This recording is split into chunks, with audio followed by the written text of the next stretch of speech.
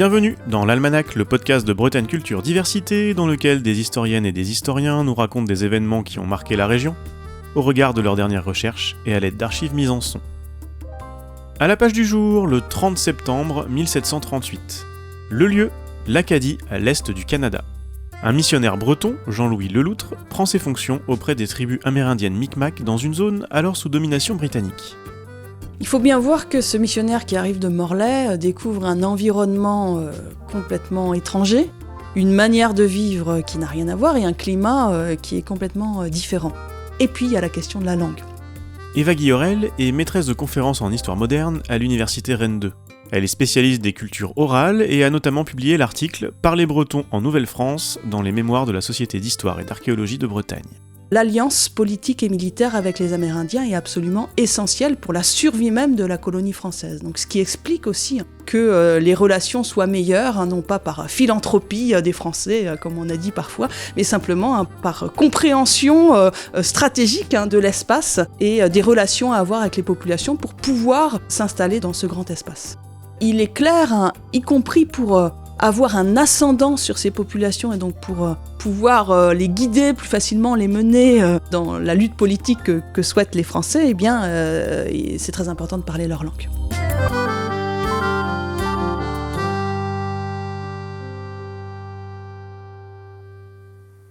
Dans cet épisode, vous allez nous raconter le rôle de ces missionnaires français en Acadie au milieu du XVIIIe siècle, et à travers eux l'histoire des langues parlées dans cette Amérique en partie française où se côtoient populations amérindiennes, pêcheurs, colons et soldats européens. Et c'est une zone de rencontre et d'échange avant même de devenir une colonie. Les Bretons ainsi que les Normands, les Basques viennent du côté de Terre-Neuve pour pêcher la baleine et la morue. Et là on a des traces anciennes, dès le début du XVIe siècle. On a des traces de ces bateaux qui traversent l'Atlantique dans des conditions quand même assez épiques. On connaît très très mal ces régions-là, les bateaux sont tout petits. On fait des voyages saisonniers, donc il y a déjà des contacts qui se sont noués dans le repérage des côtes et puis aussi avec les habitants qui habitent le long de ces côtes ou à Terre-Neuve. On sait par exemple quand Jacques Cartier, parce que c'est quand même une source importante que l'on a dans ses voyages, donc son premier voyage en 1534 et puis son deuxième voyage en l'année suivante, Jacques Cartier relate assez longuement une de ses rencontres avec des Amérindiens. Et tout de suite le premier contact se noue autour de rencontres commerciales, c'est-à-dire d'échanges. Et Jacques Cartier note d'ailleurs des mots en langues amérindiennes qu'il ne comprend pas évidemment. Il y a cet enjeu de la compréhension des langues, et donc c'est beaucoup par des mots, par des gestes, on montre des fourrures, on donne, on troque, donc on échange des fourrures contre des objets européens. Nous leur fîmes signe que nous ne leur voulions nul mal, et descendîmes 2 hommes à terre pour aller à eux, leur porter des couteaux et autres objets de fer, et un chapeau rouge pour donner à leur capitaine. Et eux, voyant cela, descendirent partie d'entre eux à terre avec des pots, et ils trafiquèrent ensemble. Et ils montrèrent une grande et merveilleuse joie d'avoir et de recevoir les 10 objets de fer et d'autres choses, dansant et faisant plusieurs cérémonies en jetant de l'eau de mer sur leur tête avec leurs mains. Que sait-on des populations qui vivent sur le territoire de la future Acadie à l'arrivée des Européens ? Les populations amérindiennes que rencontrent les Européens dans la région de Terre-Neuve et le long du Saint-Laurent et dans ce qu'on va appeler ensuite l'Acadie, donc l'actuelle Nouvelle-Écosse, sont des populations qu'on range parmi le groupe des Algonquiens.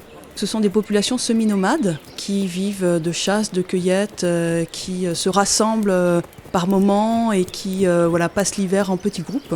Ce sont des populations qui sont assez peu nombreuses par rapport à l'immensité du territoire. Ce qu'il faut voir aussi, et ce qu'on maîtrise mal, c'est l'impact du choc microbien, c'est-à-dire de quelle manière finalement l'arrivée des populations européennes, de façon involontaire, les Européens ont amené avec eux des virus, des maladies qui ont été aussi transmis à ces populations, qui en ont énormément souffert, et donc là il y a une perte de population qui est très importante et que l'on a du mal à estimer entre les tout premiers contacts et l'arrivée permanente des Français à partir du XVIIe siècle qui s'établissent vraiment de façon pérenne en Amérique du Nord. Très vite et de façon durable, ces populations deviennent alliées de la France. Pourquoi ?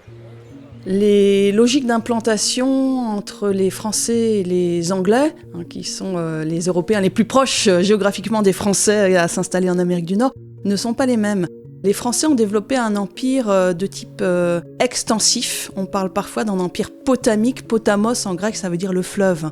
C'est-à-dire qu'ils ont suivi les cours d'eau, les rives du Saint-Laurent, les côtes de l'Amérique, jusqu'au Grand Lac, et puis ensuite le Mississippi et la Louisiane, avec une population qui est très faible. On a assez peu de colons qui se sont installés parmi les Français et les descendants de Français, alors que les Anglais sont beaucoup plus nombreux, très rapidement. Par contre, ces populations anglaises s'installent sur une frange littorale, c'est-à-dire sur un territoire beaucoup plus réduit. Et donc là, la concurrence, la pression sur les territoires va être beaucoup plus forte. Donc les conflits avec les populations amérindiennes vont être plus importantes.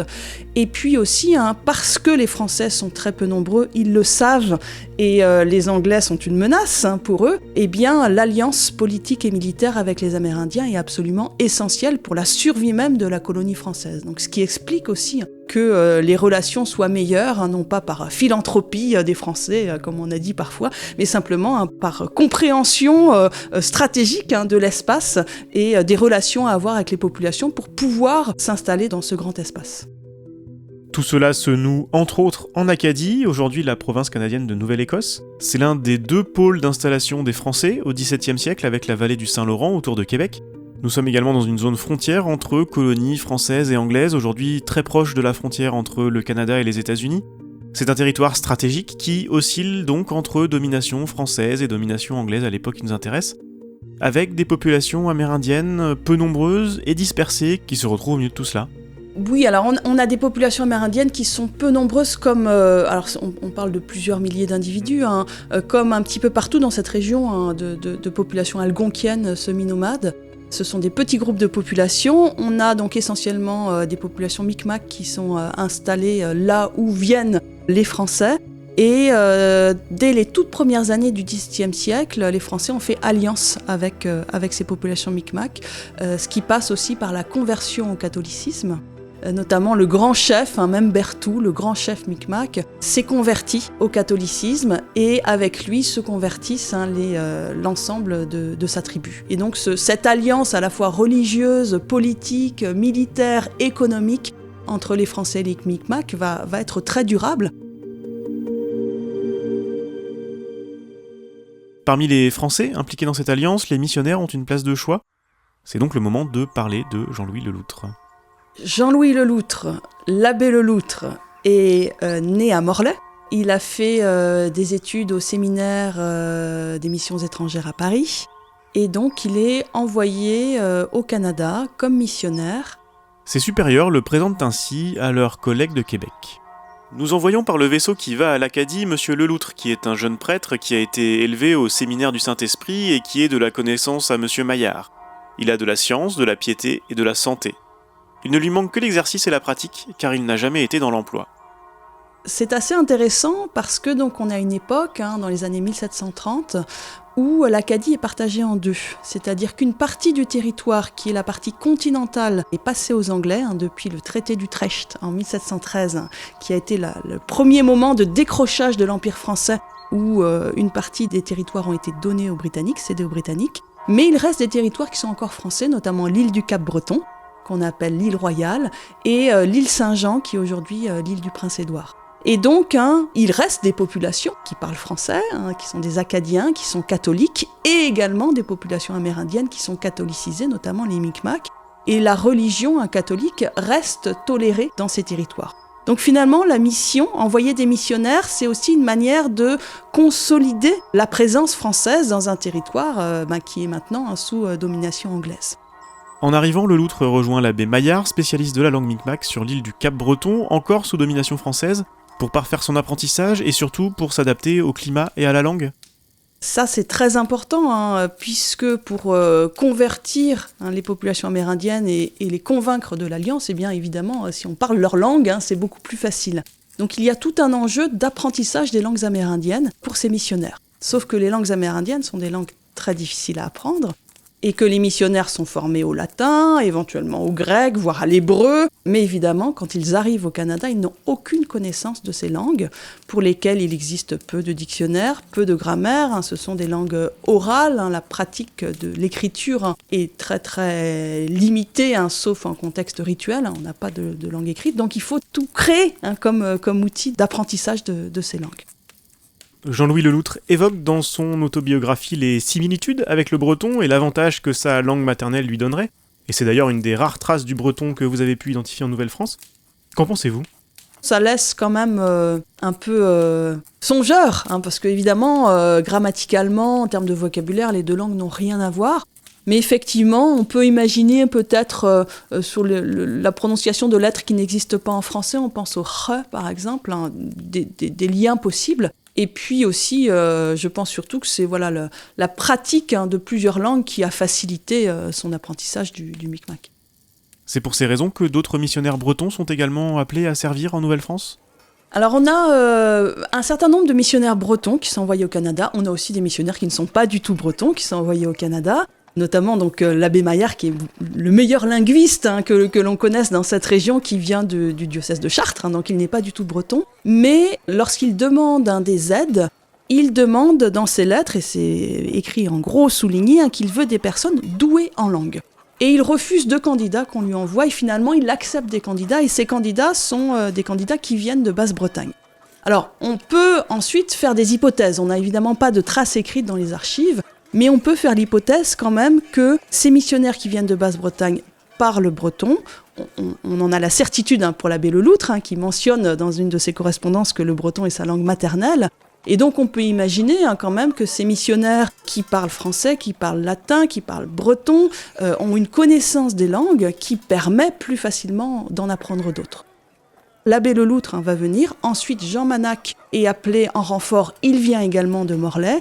Et puis on fait venir quelques années après un jeune garçon, Joseph Guéguin, qui est apparenté à ces missionnaires, avec l'idée sans doute d'en faire un missionnaire également, même s'il ne deviendra jamais missionnaire. Mais ce qui est intéressant, c'est qu'on se rend compte que si on fait venir un enfant jeune, il aura plus de facilité à apprendre la langue. Donc c'est le principe finalement de l'immersion linguistique des enfants, même si ce n'est pas formulé avec ces termes bien sûr. Et donc c'est pour ça qu'on fait venir cet enfant, et effectivement il va devenir un excellent connaisseur de la langue Micmac.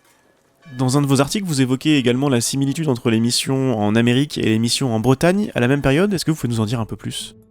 Il faut voir aussi que s'il y a pas mal de missionnaires bretons au Canada ou ailleurs, c'est que la Bretagne est une terre très imprégnée par la religion, et donc on forme beaucoup de missionnaires. Donc on en envoie beaucoup à l'étranger. Ensuite, au 19e siècle, dans les Antilles, en Afrique, on va continuer à avoir beaucoup de missionnaires bretons, de Haute et de Basse-Bretagne d'ailleurs, qui vont partir. Ce qui est intéressant aussi, c'est de voir qu'il y a des parallèles entre la façon dont on envisage les missions, entre la Bretagne et le Canada, mais plus largement entre toutes les missions européennes et toutes les missions extra-européennes, ce qu'on appelle les missions intérieures et les missions extérieures. Ça date de ce qu'on appelle la réforme catholique, le moment où, face à la poussée du protestantisme au XVIe siècle, il y a une réponse de l'Église catholique pour réaffirmer la puissance catholique. De cette réforme catholique émerge l'idée qu'il faut christianiser, mais aussi rechristianiser, recatholiciser les populations. C'est valable pour l'Europe, et par exemple pour une région comme la Bretagne, où on estime que certes la population est catholique, mais ce ne sont pas vraiment des bons catholiques, on doit les recatholiciser. Et puis évidemment c'est valable pour les populations amérindiennes, ou en Asie, ou en Afrique, qui, elles, évidemment, ne connaissent pas encore la religion catholique. On utilise les mêmes méthodes d'un bord et de l'autre. Par exemple, en Bretagne, Michel Lenoblet, qui est un missionnaire important, a mis en place des cartes de mission, ce qu'on appelle les taolenu en breton, qui sont des formes de bandes dessinées avant l'heure. On va représenter sous forme d'images les comportements à avoir ou à ne pas avoir pour aller au paradis ou en enfer. Et donc ces documents étaient commentés par le missionnaire. Ce sont des dessins qui sont tracés sur des pots qui peuvent être roulés et donc qui peuvent être facilement transportés dans ces missions qui se déplacent de paroisse en paroisse. Et on va reprendre ce modèle des tableaux de mission au Canada en s'inspirant de ce qui se fait en Bretagne. Il y a aussi la traduction d'un certain nombre de chants qui favorisent cette transmission. De la même manière qu'en Bretagne, par exemple, on traduisait en breton des cantiques, avec l'idée que la foi passe par l'oreille, comme disait un missionnaire, c'est-à-dire que si on veut inculquer quelque chose à quelqu'un, si on le met sous la forme d'un chant, ça va être plus facile. Les gens vont mieux retenir. Et d'ailleurs, souvent en Bretagne, on prenait des mélodies populaires. On a par exemple dans les travaux des missionnaires les noms des airs, des chansons par exemple « Bonbon que le vin est bon » et on va dessus mettre des paroles religieuses. Donc de la même manière, on réutilise cette technique en traduisant des cantiques dans les langues amérindiennes et dans ces cantiques, on fait passer les principaux messages religieux à connaître. C'est assez intéressant de voir à quel point les Amérindiens sont assez fascinés de découvrir que des missionnaires sont capables de parler leur langue alors qu'ils ne la connaissent pas. Alors en réalité, ils ne parlent pas la langue, mais ils prononcent des textes qui ont été transcrits en particulier par l'abbé Maillard, qui a fait des dictionnaires, des grammaires, qui a fait des traductions de cantiques, et qui a mis en place un système d'écriture très original, des hiéroglyphes. Alors il a développé un système qui existait un petit peu auparavant, et ces systèmes de hiéroglyphes permettent aux populations Micmac et aux missionnaires, enfin surtout aux populations Micmac, de pouvoir lire, lorsqu'ils sont initiés à ce système hiéroglyphique, de pouvoir lire les prières et les ouvrages religieux qui sont laissés par les missionnaires. Et puis évidemment, après, par immersion, par apprentissage, l'abbé Leloutre apprend effectivement le Micmac. En septembre 1738, le missionnaire morlaisien est prêt à quitter son mentor, Maillard, qui écrit la chose suivante dans sa correspondance. « Tout va bien pour le nouveau missionnaire, il est en état de faire valoir le talent évangélique partout où il trouvera des Micmacs. Il ne parle pas encore bien correctement, mais il tient la clé des principales conjugaisons, ainsi l'usage lui rendra la parole assurée. Il est parfait Micmac à l'église parce qu'il sait, lit et chante parfaitement bien toutes nos prières. Il n'y a que la conversation familière qui le trahit. » Il est donc envoyé dans la partie de l'Acadie sous domination anglaise, et c'est là qu'on se rend le mieux compte qu'en réalité la mission n'est pas uniquement religieuse.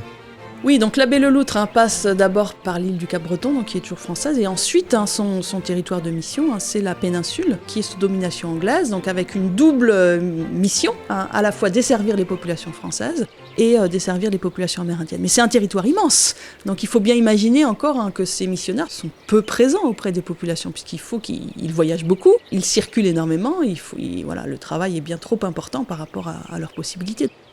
La mission se fait auprès des populations françaises et amérindiennes. Le missionnaire est aussi un agent au service de la France dans l'Acadie anglaise ?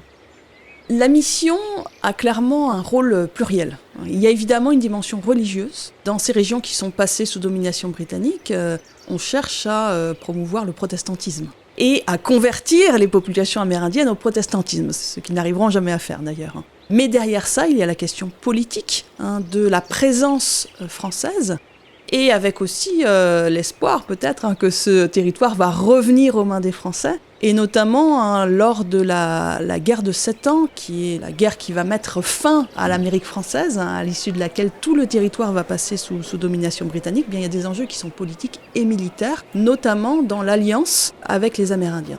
Et l'historien Maxime Morin a étudié ce rôle des missionnaires, et afin de montrer le mélange entre diplomatie et religion, il cite par exemple l'autobiographie de Leloutre, lorsque celui-ci décrit les cérémonies annuelles de remise de présents aux Micmacs.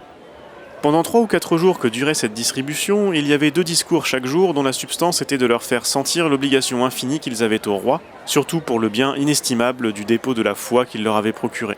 On leur mettait devant les yeux, d'une manière pratique, ce qu'ils étaient avant qu'ils fussent éclairés des lumières de l'Évangile, et ce qu'ils seraient devenus s'ils étaient demeurés dans les ténèbres de l'idolâtrie. Chaque jour, une grand-messe, après un festin où on buvait à la santé du roi, et enfin, la journée se terminait par une longue prière, l'exodiate. Le tout dans leur langue, et enfin une petite instruction. En 1755, une partie importante des Acadiens de la péninsule sont déportés par les Anglais et dispersés un peu partout dans le monde francophone. Mais le missionnaire breton est toujours actif par intermittence auprès des Amérindiens. Là, effectivement, il y a des consignes qui sont données aux missionnaires pour soulever, conforter les Amérindiens dans leur combat contre les Anglais, à défaut d'avoir des Français ou des Acadiens présents. Et on a par exemple des situations assez particulières où l'abbé Leloutre achète des scalps anglais aux alliés Micmac qui sont allés scalper des Anglais. Donc ça peut paraître un petit peu étonnant de la part d'un missionnaire. Donc lui-même, en tant que religieux, ne peut pas prendre les armes, et donc il incite les alliés amérindiens à prendre les armes. Sa tête est mise à prix par les Anglais. Et là, on peut réellement en parler d'un agent politique au service des Français en Acadie. Le Loutre a ensuite aidé à l'installation de certains Acadiens en France et même en Bretagne. Effectivement, l'abbé Le Loutre a travaillé au service de l'accueil des Acadiens en France. Lui-même est retourné en France. Beaucoup de familles acadiennes sont de retour en France, alors dans différentes régions de France, à Saint-Malo, à Cherbourg, dans le Poitou, certains à Morlaix aussi. Et se pose la question de savoir de ce qu'on fait de ces centaines de familles, où est-ce qu'on les met. Et donc il y a des projets d'installation qui se mettent en place. Et effectivement, l'abbé Le Loutre a joué un rôle notamment pour convaincre les familles acadiennes de s'installer, entre autres, à Belle-Île, où plusieurs dizaines de familles, un peu plus de 300 personnes, s'installent. Des terres sont mises à leur disposition. Certaines de ces personnes restent, s'implantent, se marient ensuite avec, entre eux, puis avec les populations locales. Il y a une partie d'intégration réussie. Et une autre partie de ces populations repartent, puisque finalement, où qu'on soit, quand on est migrant, on est rarement bien accueilli dans le pays d'accueil. En tout cas, des migrants pauvres qui arrivent sans biens, sans richesse. Beaucoup aussi repartent, soit en Louisiane, notamment en 1785, un certain nombre de ces familles de Belle-Île repartent s'installer en Louisiane, ou d'autres repartent en Acadie. Et du côté des populations Micmac qui restent, elles, sur place au XVIIIe siècle, que sait-on de l'héritage de ces missions ? Alors les populations Micmac continuent à être présentes en Acadie, notamment dans l'île du Cap-Breton. Il y a des communautés Micmac ailleurs aussi. Ces populations sont ensuite largement anglicisées, mais restent catholiques. On a des traces de transmission, notamment des manuscrits de l'abbé Maillard, donc ces fameux hiéroglyphes Micmac qui ont donné lieu à des cahiers qui ont été transmis dans les familles. Donc on a encore des traces de cette activité linguistique missionnaire du XVIIIe siècle. Et on a même pu faire des enregistrements de traduction de chants religieux en Micmac qui ont été transmis, et donc on a des enregistrements sonores qui ont été faits au début du XXe siècle de ces chants. Donc il y a une trace quand même durable de ce passage des missionnaires, que ce soit l'abbé Maillard ou l'abbé Le Loutre, parmi les populations Micmac. L'Almanach est une série produite par Bretagne Culture Diversité, proposée et réalisée par Antoine Gouritin. La musique originale est de Jeff Alluin. Retrouvez les références bibliographiques et sonores ainsi que les autres épisodes sur le site Bessédia, et abonnez-vous dans votre application de podcast favorite pour ne pas rater les prochaines publications. Retrouvez également la série sur le mur des podcasts de Ouest France et sur l'antenne de Radio Boa et des radios associatives et locales de la Corlab.